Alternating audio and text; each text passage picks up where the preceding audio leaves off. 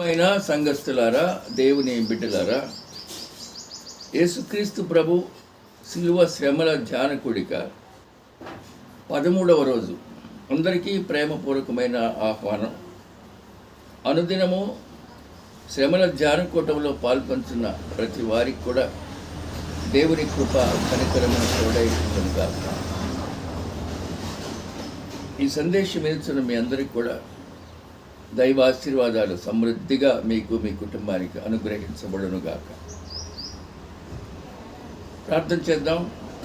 కృపమయుడ, దయమయుడ, రక్షకుడ, ఈనాడు 13వ రోజు శిలువ శ్రమల ధ్యాన కూడికను ఆశీర్వదించండి తండ్రి. బిడ్డలు సిద్ధపడి వచ్చారు, వారిని దీవించండి.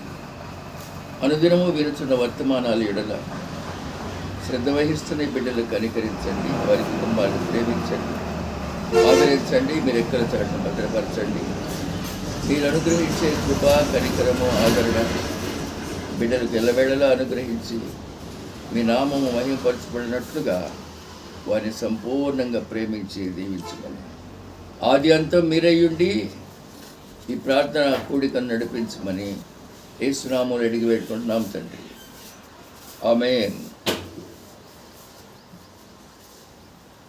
ప్రియమైన దేవుని బిడ్డలారా, మన జీవితాల్లో ఎన్నో సమస్యలు వస్తూ ఉంటాయి. పలు విధాలైన సమస్యల్లో చిక్కుకొని ఉంటాం. కొన్నిసార్లు మానసికమైన వేదన అనుభవిస్తూ ఉంటాం. కొన్ని సమస్యలు ఆర్థికమైనవి, కొన్నేమో శారీరకమైనవి, కొన్నేమో అనుకోనటువంటి సంఘటనలు మన కుటుంబాల్లో ఎదురవుతూ ఉంటాయి. అలాంటి ఒక స్త్రీమూర్తి పరిశుద్ధ గ్రంథంలో ఉన్నారు. ఆమె అద్భుతమైన చరిత్ర మనకెంతో ఊరట అనుగ్రహిస్తుంది. ఆమె పేరు ఎస్తేరు. ఎస్తేరుది ఒక అద్భుతమైన చరిత్ర. షూషను కోటలో అహష్వేరోషు అనే రాజు పరిపాలిస్తూ ఉండేవాడు. ఆయనకు 127 సంస్థానాలు ఉన్నాయి. 127 సంస్థానాలు అంటే 127 మంది రాజ్యాలు ఉన్నాయి. ఆ రాజరికంలో అందరిలో కూడా ముఖ్యమైన వాడు, అందరికంటే ఎక్కువ అహష్వేరోషు. అంటే ఈ 127 మంది రాజులు కూడా ఆయన అధీనంలో ఉండేటువంటి వారే. షూషను కోటలో ఈ అహష్వేరోషు పరిపాలన చేస్తూ ఉన్నాడు. ఆ గ్రంథంలోనే మన దేశం పేరు కూడా ఉంది. హిందూ దేశం మొదలుకొని కూషు దేశం వరకు 127 సంస్థానాలను అహష్వేరోషు ఏలెను అనుంది. మన దేశం పేరు అక్కడ ప్రస్తావించబడింది. తాను రాజైనటువంటి 3వ సంవత్సరంలో అహష్వేరోషు గొప్ప విందు చేయించాడు ప్రజలందరికీ కూడా. ఆ విందు 127 సంస్థానాల్లో ఉన్న అధిపతులకు, ప్రజలకు కూడా. విందు జరిగిన కాలం 180 రోజులు, అంటే 6 నెలల కాలం. ఈ అన్ని సంస్థానాల్లో వారు ఆహ్వానించబడ్డారు. అందరికీ ఈ 180 రోజులు ప్రతిరోజు కూడా అహష్వేరోషు గారు శ్రేష్టమైన ఆహారాన్ని, పానీయాన్ని ఇచ్చేవాడు. 180 రోజుల అనంతరం 7 రోజులు గొప్ప విందు చేశాడు. ఆ విందులో ద్రాక్షారసాన్ని బంగారు పాత్రలో పోయించి ఇచ్చాడు. ఆయన అంత గొప్ప రాజు అన్నమాట. తిన్నంత రకరకాల ఆహార పదార్థాలు అనుగ్రహించబడ్డాయి. అతి చిన్న హోదా కలిగిన వారి దగ్గర నుంచి అతి పెద్ద హోదా కలిగిన వారందరికీ కూడా బంగారు పాత్రల్లో ద్రాక్షారసం అందించబడింది. అంతటి గొప్ప రాజు అహష్వేరోషు. అదే సమయంలో తన భార్య రాణి వస్తీ కూడా స్త్రీలందరికీ తనుండే రాణి మహాల్లో విందు ఏర్పాటు చేసింది. వస్తీ చాలా అందగత్తె, అత్యంత సౌందర్యురాలు కూడా. రాజైన అహష్వేరోషు తన చివరి విందు రోజులో సంస్థాన అధీశులందరికీ కూడా తన భార్యను చూపించుకోవాలని ఉద్దేశపడి రాణిగారికి వర్తమానం పంపించాడు. రాణిగారు విలువైన వస్త్రాలు ధరించి కిరీటాన్ని పెట్టుకొని ఈ యొక్క రాజ ఆస్థానంలోకి రావాలని కబురు పంపించినాడు. కానీ రాణి తిరస్కరించింది. తన అందం అందరికీ చూపించకూడదు అని గర్వంతో రాకుండా ఉండిపోయింది. అహష్వేరోషు మాత్రమే కాదు, ఈమె రానందుకు ఆయన చక్రవర్తి అయిన హోదాలో ఉండి కూడా ఆయన మాట వినలేదని చాలా చాలా బాధపడ్డాడు. 127 సంస్థానాల రాజులు కూడా రాణి తిరస్కరించడం అవమానంగా భావించినారు. రాజ సలహాదారులను పిలిపించాడు రాజుగారు. ఇప్పుడు నేనేం చేయాలి, సలహా ఇవ్వండి. రాణి అయిన వస్తీ రమ్మంటే నా ఆస్థానంలోకి, నా సింహాసనం వద్దకు రాలేకపోయింది. ఇప్పుడు నేనేం చేయాలి అని అడిగినప్పుడు ఆయన దగ్గరుండే 7 రాజ సలహాదారుల్లో మెమోకాను అనే ఒకడున్నాడు.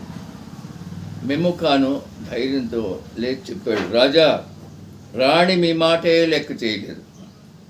మా రాజరికాల్లో ఉన్న స్త్రీలు పురుషులను లెక్క చేస్తారా?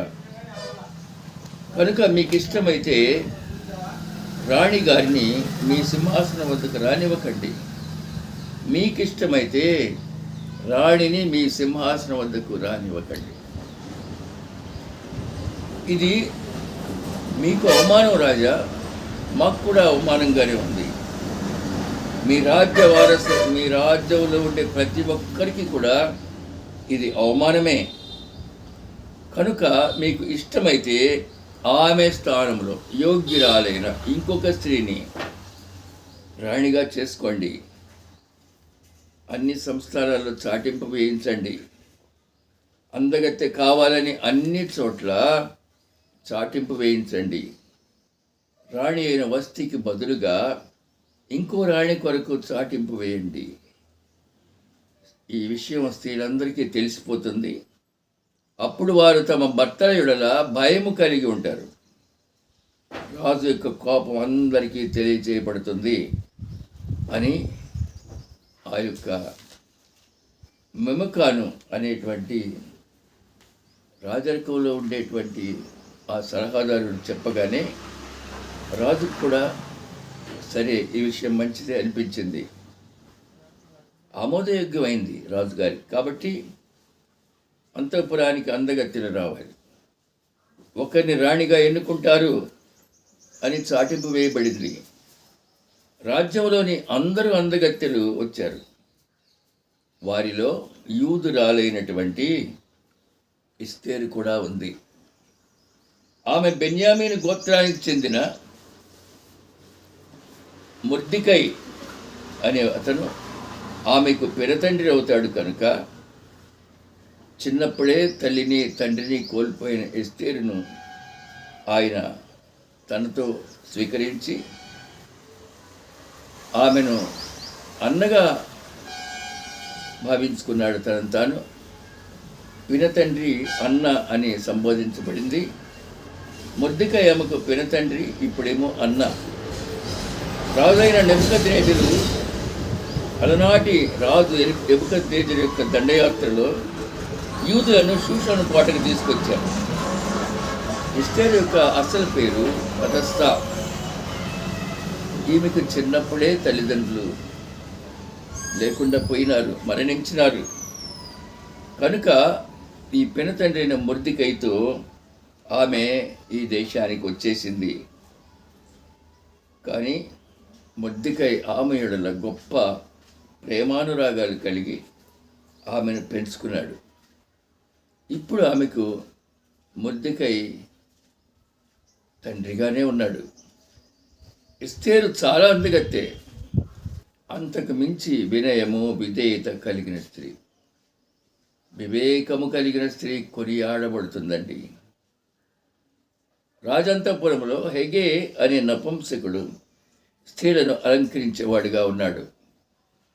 అతని పర్యవేక్షణలోనే అందమైన యువతులు రాజు కొరకు సిద్ధం చేయబడుతూ ఉంటారు. చక్కని యువతులందరూ హెగే అనే వారి సంరక్షణలో 1 సంవత్సరం పాటు ఉన్నారు. వారికి వసతి కల్పించబడింది. వారికి చెప్పేవాడు రాణి అంటే ఎలా ఉండాలి, అంతఃపుర మర్యాదలు ఏమిటి, ఇలాంటి రాజరికపు ట్రైనింగ్ వారికి ఇచ్చాడు. ఆ వచ్చినటువంటి యువతులందరిలో కూడా హెగేకు ఎస్తేరు యొక్క అందం, అంతకు మించి వినయం, సౌశీల్యం కూడా నచ్చింది. ఈమె రాణి అయితే బాగుండును అని ఆమెకు ప్రాముఖ్యమైన వీడిది ఏర్పాటు చేశాడు. అమ్మా ఎస్తేరు, నీ జాతి గురించి కానీ నీ వాళ్ళ గురించి కానీ ఎవ్వరికీ చెప్పకమ్మా, యూదా స్త్రీని అని మాత్రం చెప్పకు అని హెగే ఆమెకు సలహా ఇచ్చాడు. ఆమెను చూడగానే హెగే అనేటువంటి ఈ అంతఃపుర స్త్రీల విచారణకర్తకు కూడా జాలి, దయ కలిగింది. ఇక ఈయన సంరక్షణలో ఉన్న వారందరికీ ఆయన అన్నీ ఏర్పాటు చేశాడు. ఒక సమయం రానే వచ్చింది, వంతుల వారీగా ఒక్కొక్కరు హెగే చేత రాజు వద్దకు ఎన్నిక పంపబడ్డారండి. రాణి ఎన్నిక. ఈ హెగే వారిని అలంకరించేవాడు. మీకేం కావాలో, మీ అలంకరణకు ఇంకా ఏం కావాలి, వజ్ర వైడూర్యాల, బంగారు నగలు, విలువైన వస్త్రాలు, ఏమేం కావాలో చెప్పండి, అవి మీకు ఇవ్వబడతాయి, వాటిని కూడా అలంకరించుకోండి అని చెప్పినప్పుడు ఎస్తేరు మాత్రం మీరు నాకు చేసిన అలంకరణ తప్ప ఇంక నాకు ఏమీ వద్దండి అంది. ఆమె మాట అక్కడున్న వారందరికీ కూడా ఎస్తేరు మీద గౌరవం కలిగించేటట్లు చేసింది. రాజు ఒక్కొక్కరిని పరిశీలిస్తూ ఉన్నాడు. ఎస్తేరు అందరిలో మిక్కిలి అందగతిగా కనిపించింది. ఆమె రాజుకు ఇష్టమైందండి. అప్పుడు రాజుగారు ఎస్తేరు తల మీద రాణికి ఇచ్చే బంగారు కిరీటాన్ని పెట్టాడు. అంటే ఎన్నిక పూర్తి అయిపోయింది. అంతే, వస్తీకి బదులుగా ఎస్తేరు రాణి అయిపోయింది. ఆ శుభ సందర్భంలో అహష్వేరోషు తన సంతోషంలో నా అధీనంలో ఉండే అన్ని సంస్థానాలకు అందుండే అందరికీ కూడా ఒక దినము సెలవు అని ప్రకటించాడు. సంస్థానాధిపతులకు విలువైన బహుమానాలు ఇచ్చాడు, అత్యంత ఖరీదైన బహుమానాలు. వస్తీకి బదులుగా వచ్చిన ఈ కొత్త రాణి రాజుకు ఎంతో ఇష్టమైంది.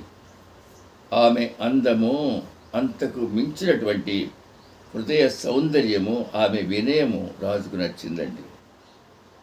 ఇప్పుడు ఎస్తేరు ఆ దేశమంతటికి కూడా రాణి అయినా కూడా తన పినతండ్రి అయిన మొర్దెకై యెడల ఆమెకు గౌరవము, ప్రేమ, భక్తి శ్రద్ధలు అలాగే ఉండిపోయినాయి. అది మంచి లక్షణం. కొందరు ఉంటారండి అలా కాదు, చిన్న పొజిషన్ వస్తే చాలు అందరినీ, ముఖ్యంగా బంధువులను కూడా మర్చిపోతారు. ఒకనాడు ఎస్తేరు జీవితంలో ఆలోచించింది, నా పురాతన జీవితం కంటే ఇంత గొప్ప జీవితాన్ని దేవుడు నాకు అనుగ్రహించినాడని ఆమె చాలా చాలా సంతోషపడుతూ ఉంది. ఇక మొర్దెకై ఏం చేసేవాడంటే, రాజు గుమ్మములో అంటే ఆ యొక్క అంతఃపురపు బయట గేటు వద్దే ఉండేవాడు. తన కుమార్తెగా పిలుచుకుంటున్న ఎస్తేరు అంతఃపురంలో ఎలా ఉందో అని చెప్పి అక్కడే ఉండేవాడు. అంతగా ప్రేమించాడు హదస్సా అనబడేటువంటి ఎస్తేరును. ఆ ప్రాంతానికి వచ్చేవారంతా మెట్ల మీద ఉన్న మొర్దెకైని చూస్తూ ఉండేవారు. ఎవరోలే కూర్చున్నారు అనుకుంటా రోజు ఉండేవాడు అక్కడే. ఇక్కడ ఒక విషయం మీకు చెప్పాలి. రాజుకు ఒక ఆంతరంగికుడైన వాడు హామాను ఉన్నాడు. హామాను రాజు చేత గొప్ప స్థితిని కల్పించబడినాడు. హామాను వచ్చేటప్పుడు ఈ వాకిలి గుండా పురద్వారం గుండా వచ్చేటప్పుడు హామానుకు అందరూ నమస్కారం చేయాలి అనే శాస్త్రం కూడా రాజు చేత హామాను ఇప్పించాడు అందరికీ. అది రాజాజ్ఞ. అందరూ అలాగే నమస్కరించడం ప్రారంభించారు. కానీ కోట గుమ్మం దగ్గరున్న హామాను మాత్రం నమస్కరించలేదు, నమస్కారం చేయటం లేదు. అందరూ ప్రశ్నించారు, మేమంతా సాష్టాంగపడి నమస్కరిస్తుంటే నువ్వెందుకు నిశ్శబ్దంగా అలాగే ఉండిపోయినావని. అప్పుడు హామాను ఏమన్నాడో తెలిసినా, నేను యూదుడను, నేను నమస్కరించను, యెహోవా దేవునికి మాత్రమే నమస్కరించ నా ధర్మం, ప్రజలు ఇతర మనుషులు ఎవరికి నమస్కరించను అన్నాడు. హామాను అవమానంగా భావించినాడండి. ఏంటి ఒక వ్యక్తి నన్ను ఈ విధంగా గౌరవం లేకుండా ఉంటున్నాడు అని చెప్పి ఎలాగైనా సరే ఈ హామాన్ని వదిలించుకోవాలి, ఈ హామాను అంతఃపురానికి దూరంగా ఉండేటట్టు చేయాలి అనుకుని, క్షమించండి, ఈ మొర్దెకైని వదిలించుకోవాలని హామాను బహుగా ఇష్టపడ్డాడు. కనుక రాజు వద్దకు వెళ్ళి చాడీలు చెప్పడం ప్రారంభించాడు. రాజా, ఒక జాతి వారు కొందరున్నారు మన రాజ్యంలో. ఆ కొందరు వలన రాజ్యానికి అపకీర్తి వస్తూ ఉంది. మీ రాజ్య సంస్థానములంతట్లో కూడా ఆ ఒకే ఒక జాతి చెల్లాచెదురుగా అక్కడక్కడ నివసిస్తూ ఉన్నారు. వారి విధులు, వారి ప్రవర్తన రాజ్యంలో ఉండే మిగిలిన వారందరికీ, సకల ప్రజలకు కూడా ఆమోదంగా లేవు. వారు రాజు ఆజ్ఞను గైకొనరు, రాజును గౌరవించరు. వాళ్ళు ఈ దేశంలో ఉండనిచ్చుట మనకు ప్రయోజనకరం కాదు. రాజా, మీకు సమ్మతి అయితే వారిని హతము చేస్తాను. నేను వారిని హతము చేయడానికి మీరు నాకు తాకీతులు ఇవ్వండి, ఆర్డర్స్ ఇవ్వండి. మీకు సమ్మతి అయితే 20,000 మణుగుల వెండి రాజు యొక్క ఖజానాల్లో ఉంచడానికి నాకు అప్పగించినట్లు శాసనం చేయండి అనగానే రాజు వెంటనే దానికి ఒప్పుకొని తన చేతి ఉంగరం తీసి ఆయనకి ఇచ్చాడు. అదిగో తాకీతురాయ్, ఈ ముద్ర వేసుకో. ఈ హామాను అసలు పేరు, ఈయన అగాగీయుడండి, అగాగీయుడైన హామాను. ఈయన తండ్రి హమ్మేదాత అని బైబిల్లో వ్రాయబడి ఉంది. రాజు అంటున్నాడు, ఆ వెండి నీకు ఇయ్యబడినది. హామాను, నువ్వు అడిగిన వెండి అంతా ఇచ్చాను, నీ దృష్టికి ఏది అనుకూలమో అది చెయ్యి, నీకు యూదా జాతిని అప్పగిస్తున్నాను అన్నాడు. ఈ హామాను మొదటి నుంచి కూడా యూదులకు శత్రువుగా ఉన్నాడండి. కనుక ఇప్పుడు హామాను పట్టరా అని సంతోషంలో ఉన్నాడు. ఏదో ఒకనాడు యూదులను నేను సంహరించడానికి సైన్యాన్ని పురిగొల్పుతాను, రాజుగారి ఆజ్ఞ చొప్పున అనుకుంటూ ఉన్నాడు. ప్రియమైన దేవుని సంగమా, దేవుని బిడ్డలారా, ఈ ఆంతరంగికుడైన హామాను రాజు యొక్క మంచి హృదయాన్ని చెడగొట్టేవాడైనాడు. కోట దగ్గరున్నటువంటి మొర్దెకైని ఎలాగైనా సంహరించాలని పట్టుబట్టాడు. ఇప్పుడు రాజు ఈ విధంగా చేసినప్పుడు హామానికి ఇంకా చాలా శక్తి వచ్చింది. ఇంకేముంది, ఆ మొర్దెకైని నేను చంపించి వేస్తాను అనుకున్నాడు. ఈ సంగతి మొర్దెకైకి తెలిసింది. యూదులందరినీ వధిస్తారా అని మిక్కిలిగా బాధపడి గోనె పట్ట కట్టుకున్నాడు. గోనె పట్ట విషాద వస్త్రానికి నిదర్శనం. గోనె పట్ట కట్టుకొని తల మీద బూడిద చల్లుకొని ముఖాళ్ళ మీద దేవాతి దేవుడైన యెహోవాకు ప్రార్థన చేస్తున్నాడు. ఈ శత్రు చెరలో నుంచి మమ్ము తప్పించు తండ్రి అని. ఈయన సంగతి గమనించినటువంటి రాణి విలువైన వస్త్రాలు పంపించింది. అదిగో అక్కడ ఉండే మొర్దెకైకి ఇచ్చిరండి అని. అయితే ఈ వస్త్రాలు నాకు వద్దని తిరస్కరించినాడండి, కట్టుకోలేదు. ఎందుకు కట్టుకోలేదు అనే కారణం తెలుసుకుంది. యూదులందరికీ కూడా అపాయం పొంచి ఉంది. అందరం కూడా ఈ విషయమై బహు చింతాక్రాంతులు అవుతూ ఉన్నాం అని చివరికి కబురు పంపించినాడండి. అందుచేత ఎస్తేరు, నువ్వు రాజు దగ్గరికి వెళ్ళి ఎలాగైనా సరే యూదులను రక్షించమని అడుగు. ఈ ఇచ్చినటువంటి ఆర్డర్స్ క్యాన్సిల్ లేక రద్దు చేయమని చెప్పు అని చెప్పాడు. ఎస్తేరు కొంతకాలం తర్వాత హామాను కబురు చేసి మొర్దెకై కబురు చేసింది. మొర్దెకై అనే పినతండ్రి కబురు చేసింది, నేను 30 రోజుల నుండి చూస్తున్నాను, రాజు వద్దకు ప్రవేశించడానికి కుదరటం లేదు. రాజు ఎలాంటి వాడంటే ఆయన రాజదండాన్ని చూపిస్తేనే వాళ్ళు ఆయన దగ్గరికి వెళ్ళగలరు. మేము బయటే ఉండాలి. ఎవరైనా సరే రాజదండాన్ని ఎప్పుడైతే రాజు ఆ వచ్చిన వ్యక్తికి చూపిస్తాడో అప్పుడే వారు మాట్లాడే అవకాశం ఉంది.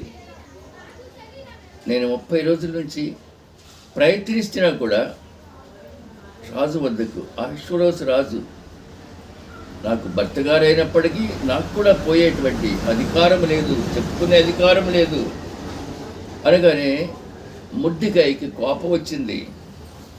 కోపం వచ్చి వెంటనే అంటున్నాడు,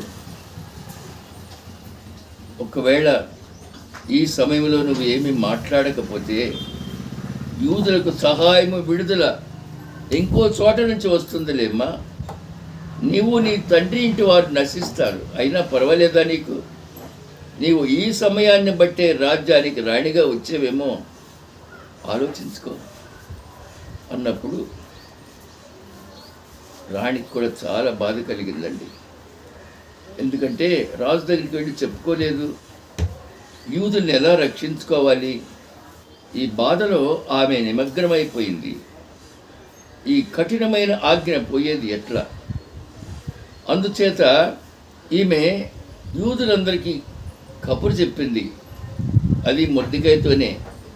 తన భటులను పిలిచి మొర్దెకైతో చెప్పండి, ఆ మెట్ల మీద ఉండే మొర్దెకైతో చెప్పండి, షూషను కోటలో కనబడిన యూదులందరినీ పోగు చేయమనండి, అందరూ సమాజ మందిరానికి సమకూర్చండి, నా నిమిత్తం ఉపవాసం ఉండండి, 3 దినాలు అన్నపానములు చేయకండి, నేను నా పనికత్తెలు కూడా అన్నపానములు ముట్టము.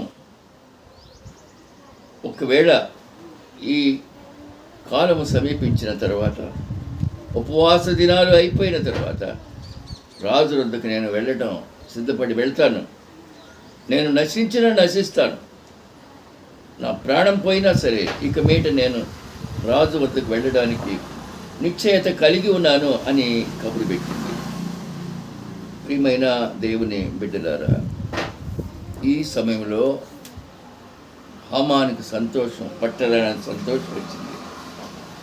ఒకరోజు వెళ్ళిపోయింది, తన భర్త అయిన రాజుగారి దగ్గరికి వెళ్ళిపోయింది. ఆవరణలో నిలబడి ఉంది. రాజుగారు గమనించాడు ఆవరణలో ఆమె ఉందని. వెంటనే తన చేతిలో బంగారు దండాన్ని చూపెట్టి రావచ్చు అనేటువంటి ఆహ్వానాన్ని పలికాడు. వచ్చేసింది రాణి. రాణి అయిన ఎస్తేరు, నీకేం కావాలి? నీ మనవి ఏంటి? మన రాజ్యంలో సగము నీకు ఇవ్వనా?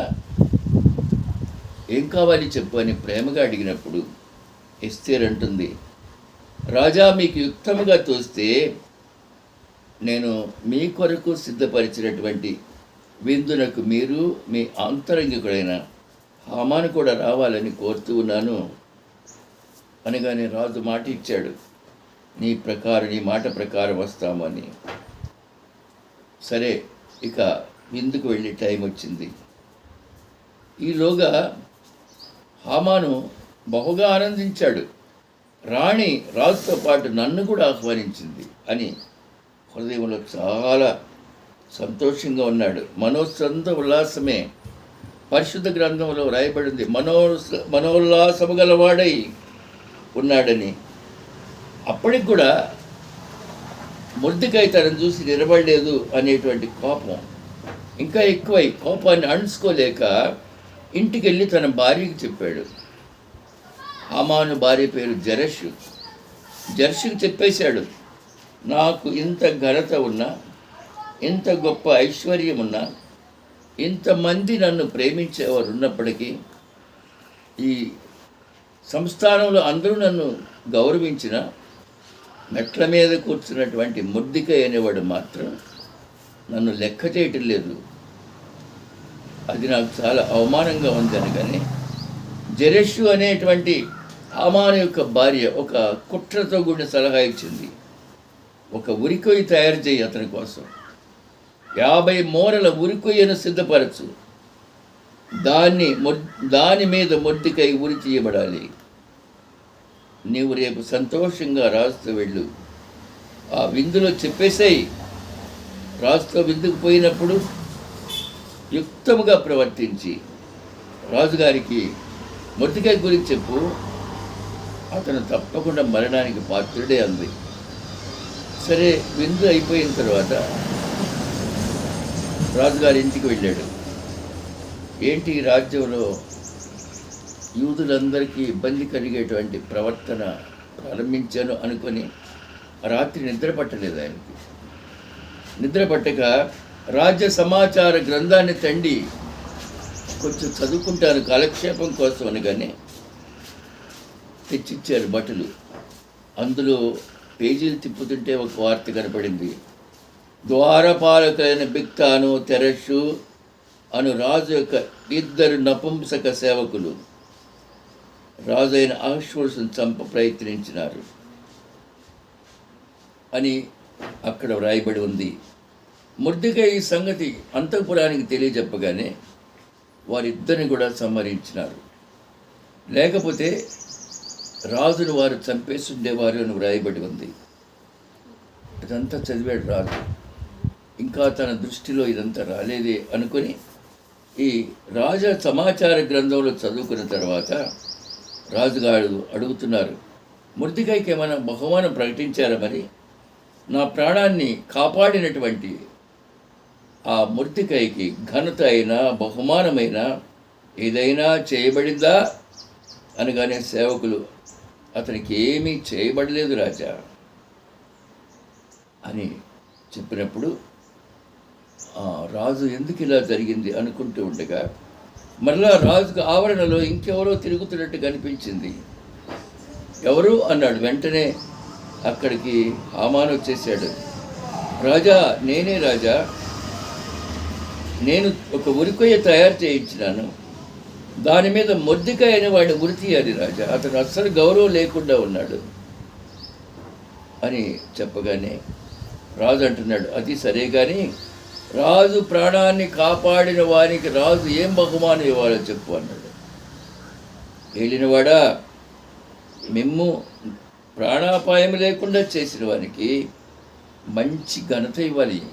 హామాన్ చెప్తున్నాడు, రాజు గణపరుస్తున్నాడు కనుక అదిగో మీ ప్రాణాన్ని కాపాడినటువంటి వారికి విలువైన రాజవస్త్రాలు కట్టబెట్టాలి, రాజ కిరీటాన్ని పెట్టాలి. ఆయన రాజు యొక్క గుర్రాల్లో ఒకటి తీసుకొచ్చి దాని మీద అతన్ని ఊరేగించాలి, గణపరచాలి.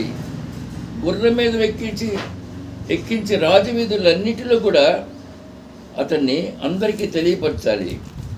అది ఘనత, మీ ప్రాణాన్ని కాపాడిన వాడికి అనగానే రాజుగారు ఏమన్నారంటే, ఆ పని నువ్వు చెయ్యి.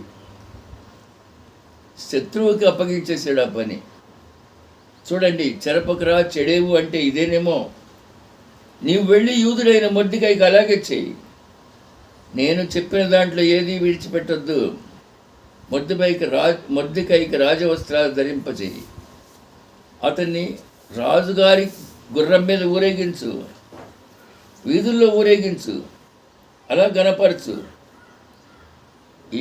ఈ యొక్క పరిస్థితి నువ్వే చేయాలి, ఈ కార్యక్రమానికి నువ్వే అనగానే హామాను ఏం చేస్తాడండి, అదంతా అయిపోయిన తర్వాత దుఃఖముఖంతో మళ్ళీ ఇంటికి వెళ్ళాడండి.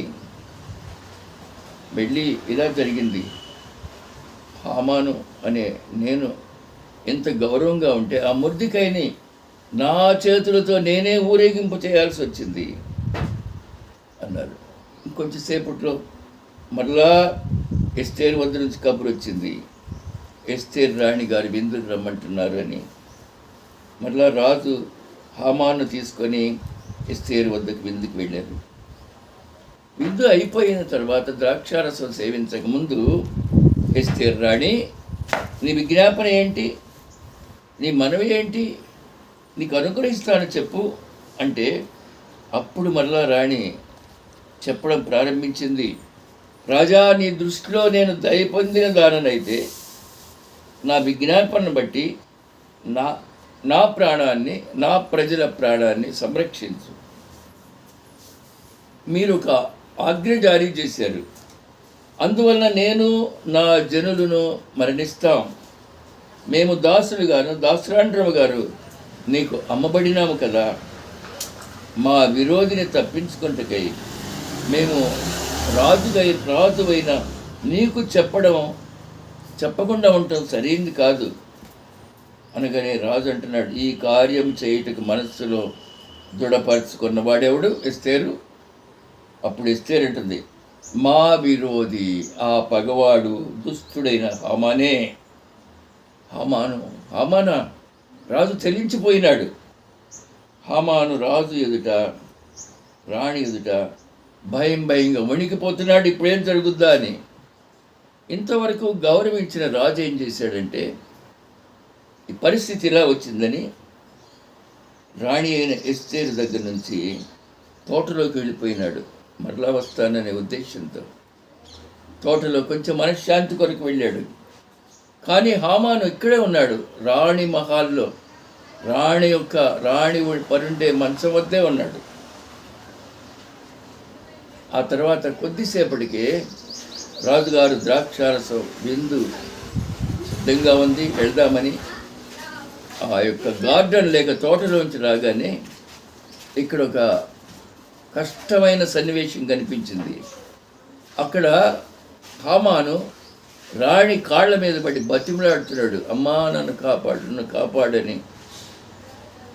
దూరం నుండి చూసినటువంటి రాజుగారికి ఇంకొక రాగా అనిపించింది, వీడు నా ఇంటిలో నా సముఖంలోనే నా రాణిని బలవంతం చేస్తున్నాడేంటి, బలవంతం చేస్తున్నావు అని గట్టిగా కోప్పడగానే రాజభటులు హామాను ముఖం మీద ముసుగు వేశారండి. ముసుగు వేసి లాక్కొని వెళ్ళిపోతున్నారు.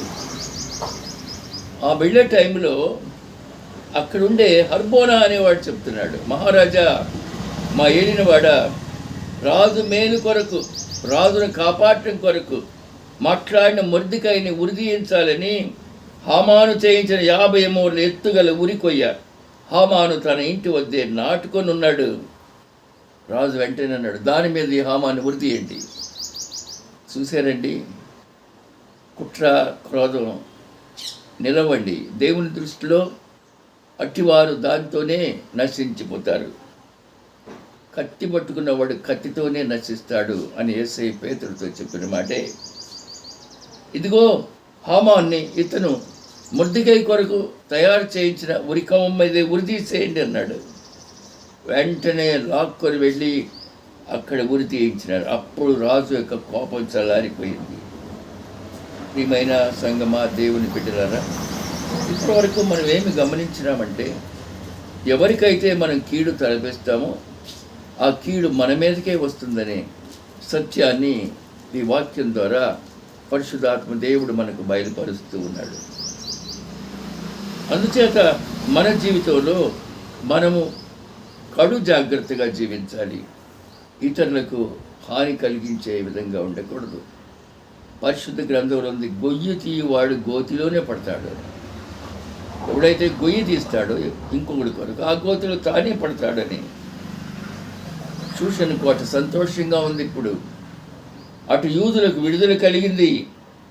దుర్మార్గుడైనటువంటి హామాను మరణించినాడు. షూషను కోటలో సంతోషం. ఎన్నడూ ఏ తప్పు చేయని యూదులు రక్షించబడ్డారు.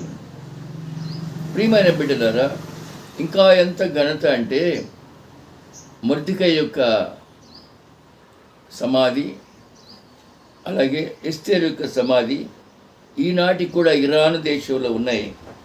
ఇది జరిగిన కథ. కాబట్టి ప్రియమైన సంగమా, దేవుని బిడ్డలారా, మన బ్రతుకులో, మన జీవితంలో మనము ఎలా ఉన్నాం అనేది ఈ ఎస్తేరు యొక్క జీవితం ద్వారా మనం అందరం నేర్చుకుంటున్నాం. రాజ సమాచార గ్రంథాన్ని రాజు చూడగానే అక్కడి నుంచి ఈ యొక్క అంశము వేరే దారి పట్టేసింది. కాబట్టి దేవుడు తగిన సమయంలో హెచ్చిస్తాడండి. దేవుడు తగిన సమయంలో మిమ్మల్ని హెచ్చించడానికి ఆయన బలమైన చేతుల క్రింద దీన మనస్కులై ఉండండి. అది దేవుని యొక్క వాక్యం. ఏ తప్పు చేయని వాడు రక్షించబడతాడు. తప్పు చేసిన వాడు ఒకవేళ దేవుని వద్ద క్షమాపణ వేడుకున్నట్లయితే మాత్రమే రక్షించబడతాడు. ఎస్తేరు తన జాతిని కాపాడుకుందండి. ఈ ప్రకారం నీవు నీ కుటుంబాన్ని కాపాడుకోగలుగుతున్నావా? నీ ప్రార్థన ద్వారా, నీ ఉపవాస ప్రార్థన ద్వారా, నీ కన్నీటి ప్రార్థన ద్వారా. అంతటి శత్రువు అయినటువంటి హామాను మరణించినాడు. ఇదంతా ఎస్తేరు ప్రార్థనలో ఉన్న గొప్ప సత్యం. యూదా జాతి అంతటినీ చంపేయాలనుకొని, కట్టుబుట్టాలనుకొని, యూదా జాతి అందరినీ నశింపజేయాలనుకున్నవాడు తానే మరణించినాడు. ఈ విధంగా తన గుణగణాల చేత తనకి ఉన్నతమైన పదవి వచ్చిన జీవము గల దేవుని సన్నిధిలో వదిలిన ఎస్తేరు వలె నీవు ఉండి నీ కుటుంబాన్ని కాపాడుకుంటున్నావా? ప్రియ సహోదరి, సహోదరుడా, నిన్ను నీవు దేవునికి సమర్పించుకుంటున్నావా? నీవు దేవుడికి విధేయురాలుగా ఉంటున్నావా? సైతాను పెట్టే శోధన నుంచి విడుదల కావడానికి ఏమైనా నిర్ణయాన్ని తీసుకోగలుగుతున్నావా? దేవుని సన్నిధిలో మీకు జ్ఞాపకం చేస్తున్నానండి. మన జీవితంలో కూడా దేవుడు మనకి ఇచ్చినటువంటి అవకాశాన్ని దారి విడుచుకోవద్దు. దేవుడు అందరినీ ప్రేమించేవాడు, అందరినీ ఆశీర్వదించేటువంటి వాడు. కనుక మనము చాలా క్రమశిక్షణ కలిగి జీవించాలి. నేను యూదులను యెహోవా దేవునికి మాత్రమే నమస్కరిస్తాను, అన్యులెవరికి నమస్కరించను అన్నటువంటి మొర్దెకై లాంటి గట్టి determination, the strong determination can we possess that kind of determination. కాబట్టి మన జీవితాన్ని, ముఖ్యంగా స్త్రీలతో మీ గృహాల్లో ఒక ఎస్తేరు వలె అందము మోసకరము, సౌందర్యం వ్యర్థము అని కూడా ఇక్కడ మనం జ్ఞాపకం చేసుకోవాలి. వస్తు యొక్క అందము, సౌందర్యం వ్యర్థమైంది. యెహోవా యందు భయభక్తులు గల స్త్రీ కొనియాడబడను. యెహోవా యందు భయభక్తులు కలిగిన ఎస్తేరు కొనియాడబడింది. అందము మోసకరము, సౌందర్యం వ్యర్థము అనే ఆ సత్యాన్ని వస్తికి అనువర్తించుకుందాం. కనుక మన జీవితంలో కూడా దేవునికి ఇష్టలుగా జీవిద్దాం, విధేయతగా జీవిద్దాం. ఒక క్రమమైన ప్రార్థన విధానాన్ని, జీవితాన్ని కలిగి ఉందాం. యెహోవా చేత మెప్పు పొందేటువంటి వాడే ఘనుడు. కాబట్టి ఒక శ్రేష్టమైన కుటుంబ సభ్యురాలుగా, సంఘంలో ఎదుగుతున్నటువంటి బాధ్యత కలిగిన సహోదరుడిగా, సహోదరిగా మనము నివసించాలని పరిశుద్ధాత్మ దేవుడు ఈ చక్కని గ్రంథాన్ని, ఇదిగో పాత నిబంధన గ్రంథాల్లో 2 గ్రంథాలు శ్రీమూర్తుల పేరు ఉన్నాయి. ఒకరు రూతు, రెండవ వారు ఎస్తేరు. ఇద్దరు కూడా మంచి గుణగణాలు కలిగిన వారు, యెహోవా యందు భయభక్తులు కలిగిన వారు కొనియాడబడతారు అంటానికి ఇది ప్రబలమైన నిదర్శనం. కనుక ప్రతి ఒక్కరు కూడా ఎస్తేరు వలె, ఒకవేళ ఆస్తి ఉన్నా, అందం ఉన్నా, పదవి ఉన్నా, హోదా ఉన్నా, ఇంకేమైనా గొప్పవి ఉన్నా, మన జీవితంలో దేవుని పాదపీఠ వద్ద చేరి ఆయన పాద సన్నిధిలో నిరంతరం ప్రార్థిస్తూ దేవునికి ఇష్టమైన వారిగా జీవించినట్లయితే మన జీవితం సార్థకం అవుతుంది. మన దేవుడు, రాజులకు రాజు, ప్రభువులకు ప్రభు అయినటువంటి మన దేవుడు మనల్ని కూడా తన బలమైన చేతి కింద కాపాడి రక్షించి ఆశీర్వదిస్తాడు. ఈ వాక్యము మనందరి హృదయాల్లో పరిశుద్ధాత్మ దేవుడు భద్రపరిచి మనందరినీ ఆశీర్వదించును గాక. ఆమేన్. ప్రార్థన చేద్దాం. కృపామయుడ, దయమయుడ, ఈ వాక్య భాగం కొరకు స్తోత్రాలు చెల్లిస్తూ ఉన్నాను. వాక్యం వినుచున్న ప్రతి బిడ్డను దీవించండి. ప్రతి బిడ్డ దేవుని సన్నిధిలో ఎస్తేరు లాంటి మంచి ఉదాత్తమైన గుణగణాలు కలిగి ఉండటానికి సైతాను శోధనలో పడకుండా సహాయం దయచేయండి. ఎంత ఉన్నతులైనా సైతాను శోధనలో పడిపోతే హామానుకు లాంటి ఊరి మాకు కూడా తప్పదు.